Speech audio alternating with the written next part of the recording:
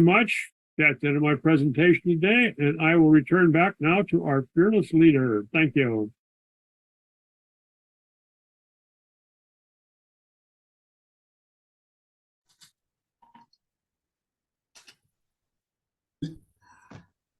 I'm not sure what he means by leader. I am sure that isn't me. All right.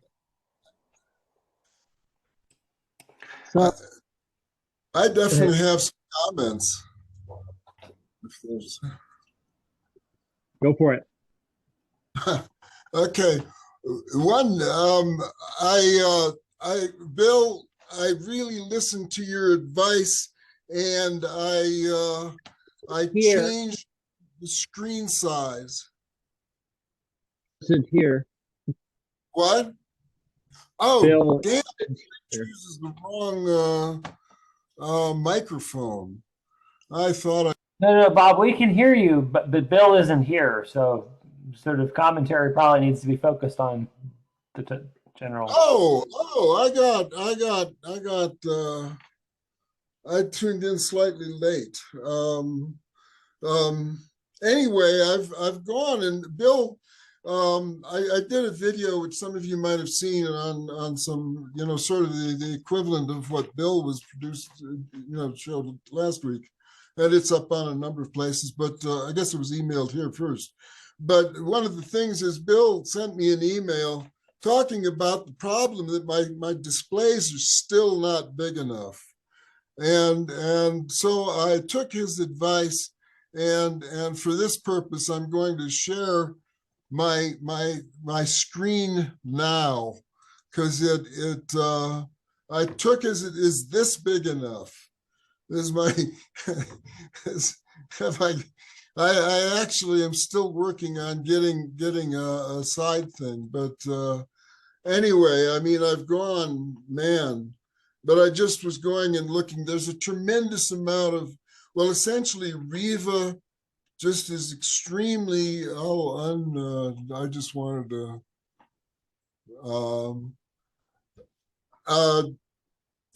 Riva and Windforth have a lot of similarities, and I was going and I was going and doing the equivalence of what Bill was talking about, looking at, and actually Cozy I find is just, I'm going to share my screen again if you'll tolerate that, because particularly if the size is a good deal more readable than what you typically use. Yes. Okay.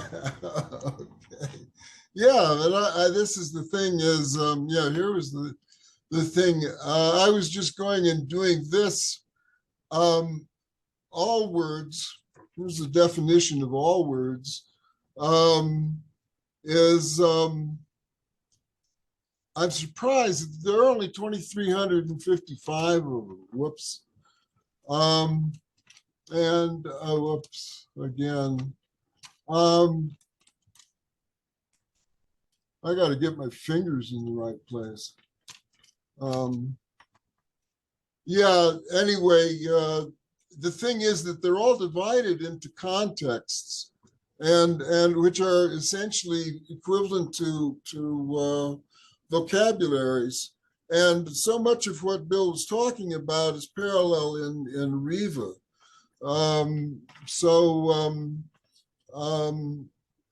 But I like a big vocabulary. So I just generally work in, there's about, X words actually here is a good, let me put a comment symbol in here. Yeah, here are all these contexts. And this is one of the things why I normally live in a much more concise, I mean, here's what my notes look like in comparison. Yeah, in any case, this is all these contexts. So it's like Cozy could be, the similarity with Wind 32 Fourth is really striking, and all the vocabulary stuff Ron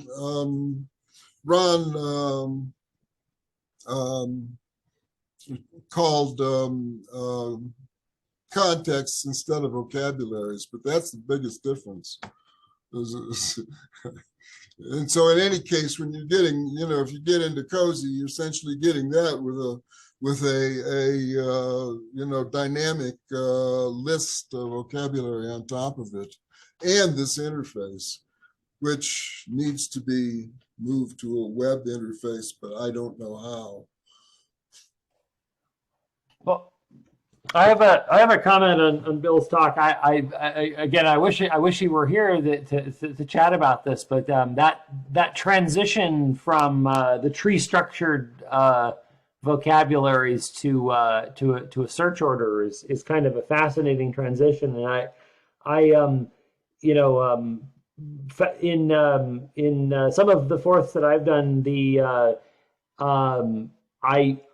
early on, I looked at Jupiter Ace fourth, which unfortunately sort of predates that transition away from the tree structures. And one of the things I found interesting about the structure used there, and interesting enough that it's copied in like micro E fourth and ESP32 fourth, is that the tree structure is there, but it's done in such a way that you're still able to grow the parent vocabularies. And so unlike what Bill was showing in the presentation, that they have a clever hack to enable chaining of the child vocabulary to the parent in such a way that the parent can continue to grow. It is it's such a clever hack that I found it worthy of imitation, and yet it sort of is insufficient. And ultimately did end up having search orders and so on. But it certainly seems like this is an area where the evolution of fourth is kind of interesting. So it's something where for a thing I've struggled with, I think, with fourth vocabularies is that the syntax is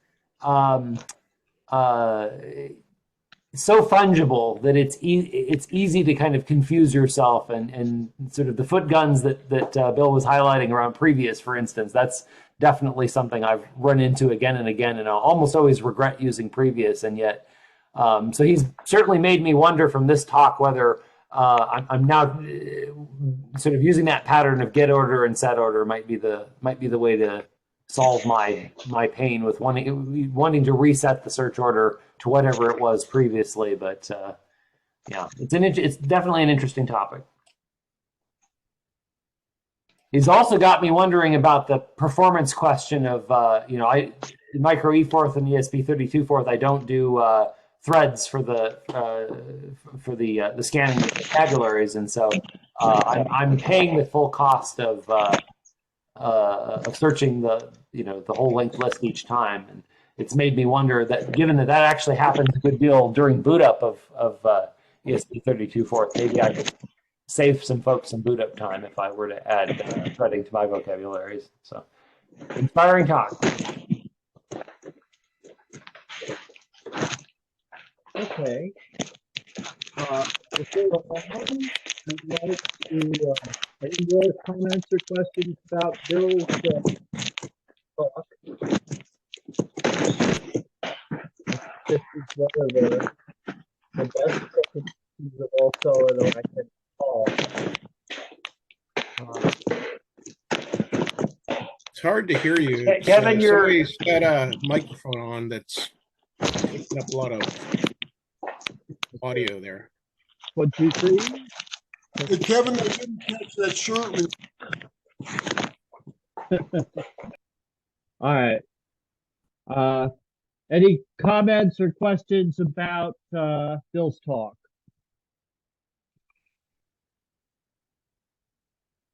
Oh, I have one comment. Yeah, I never really took into consideration the amount of time it takes actually to re-index the word, in the dictionary, and how how can that be optimized to reduce, the lookup time when you're processing? I mean, there should be some kind of algorithm that can maybe be added or adjusted to. Well, I think essentially the threads that Bill was talking about, like in 132.4, what's meant there is it's essentially it's a hash table. So you're doing Right. a hash table for the first, and then keeping the linear structure in each bucket. So Now, is that the overall vocabulary, or is that just vocabulary words that are being accessed?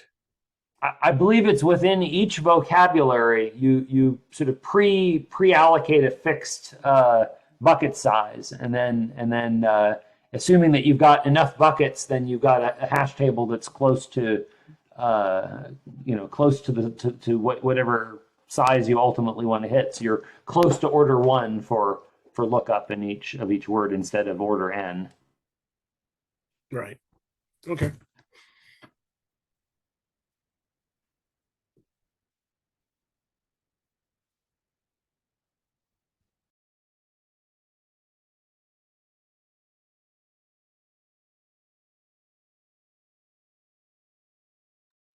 Is Kevin talking, or is he just like can't hear you?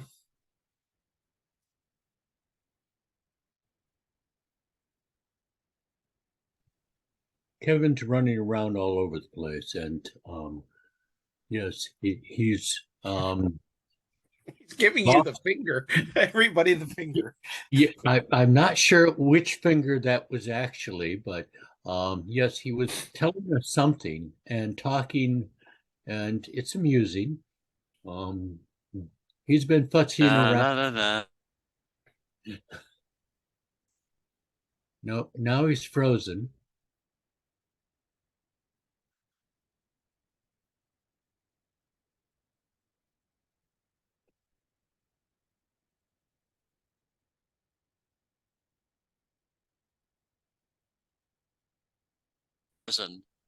Hey, there he is.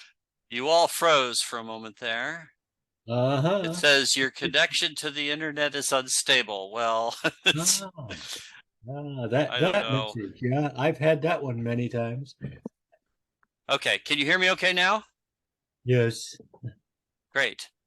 Now I'm going to give a presentation later, and I'm going to have to unplug this microphone and plug in my thumb drive. This isn't going to work worth a darn. I wanted to say that coming up soon is the Vintage Computer Festival. It's a little odd this year. I think that the Computer History Museum is jerking them around. August 4th and 5th. August 4th is a Friday, though. So this is, I think, the first time in history that it's going to be on a Friday. So I've asked for the day off because how could you not want to go to that? It brought to mind that, and Dr. Ting's stuff brought to mind the idea of maybe getting together an exhibit for some future, like this next year's 2024's Vintage Computer Festival. So if anyone is interested in participating in putting something like that together, contact me offline. Dave has put in the chat a link to the schedule for the event. So get back to me on that. If I don't hear from anybody, I'm not going to do it by myself. So it isn't going to happen without you. So we were talking earlier about Dick Pontaine's book. There aren't separate editions as far as I know, but there's a second printing and a third printing. So I can only conclude that there was a first printing, but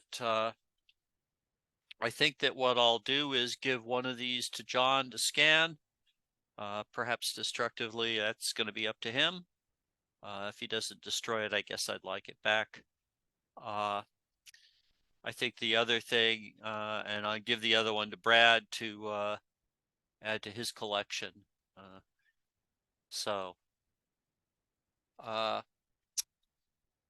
Any other comments on anything? Rumors, gossip? What was the olden days at Chabot? Might you write the name of the book and the author in the chat, please? Okay. Because I did a Okay. good If you look in the chat, Brad posted a link to archive.org's details about the book. Will that suffice?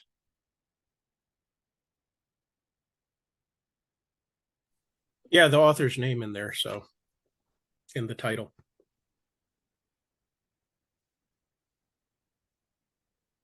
Yeah, but the link has the name of the book and the title, and you can follow the link to get details. Yeah, it also has the author's name in it too. Yes, it does. It's got all that information. Chris, Dan Golding's going next, as you could tell from the rigorously produced agenda on MeetUp. If you guys want to know what's happening at any given time, MeetUp is as close as you're going to get these days. So speaking of MeetUp costs money. So send me money. If you've done that already this year, never mind. But I want to say it's 90 something bucks every 6 months. So, if you want to send me 10 or 20, I'm asked by my wife. Put your address in the chat. PayPal's best for me. If you don't do PayPal, I'll send you my my address. You have to send me an email. PayPal's fine. Send me an email. I will send you an Send email, me a bill. Don. How much you want to give is up to you. Thank you so much. So speaking of Don, or Don was